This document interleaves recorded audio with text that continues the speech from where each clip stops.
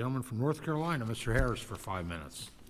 Well, thank you, Mr. Chairman, and thank you all on this panel for your time and your patience and the way you have brought your expertise on a very important subject to us today.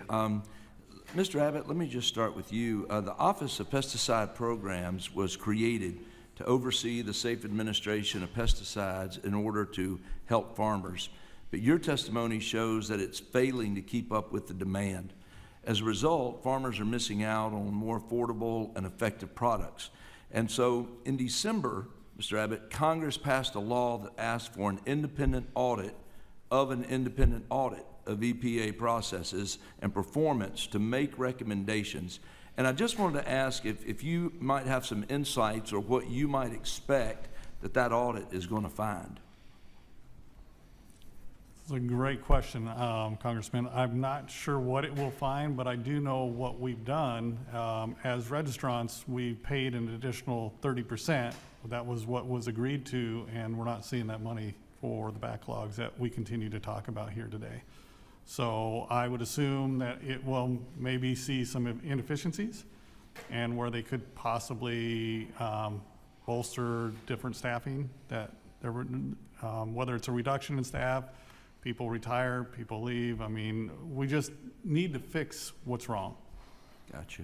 Well, let me ask you this. Are the delays at OPP simply a matter of a lack of congressional funding, or are there further regulatory changes that Congress really needs to consider? I think you always got to consider the future, look at the past, where we've been and where are we going with new innovations, new technologies, and whether or not the current system fits the bill going forward. I can't speak to that per se, but I do know we just need to do, and I think doing an audit of it is going to probably get to the bottom of some of that. Okay, thank you.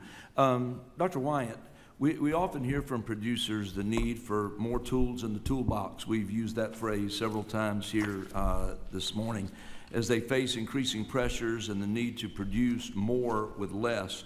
I wonder if you could take a moment and explain further how biostimulants being used in conjunction with traditional crop inputs like fertilizer and pesticides can actually help producers form a well-rounded plan to protect their crops. Thank you, Congressman. Great question. So those fertilizers serve as that foundational component. We need to provide the plants nutrition that they need to grow and produce a great crop. That's something we've been doing for a long time. And something that Nutrien prides itself on bringing those materials to the market.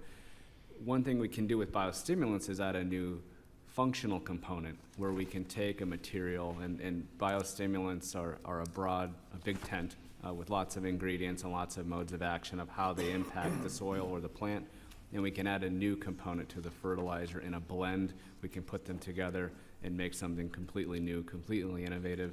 And some of these products can be very tailored to what those local conditions are, field conditions, weather conditions, even crop-specific conditions. Thank you. Okay, great.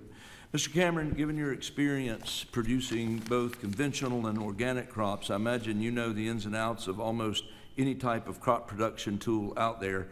I think we would benefit from hearing your perspective on the value of the pesticides in ensuring an abundant U.S. food supply, since you farmed with them and without them. Could you share with us today how access to these EPA-approved pesticides is crucial for the farmer's success? Absolutely.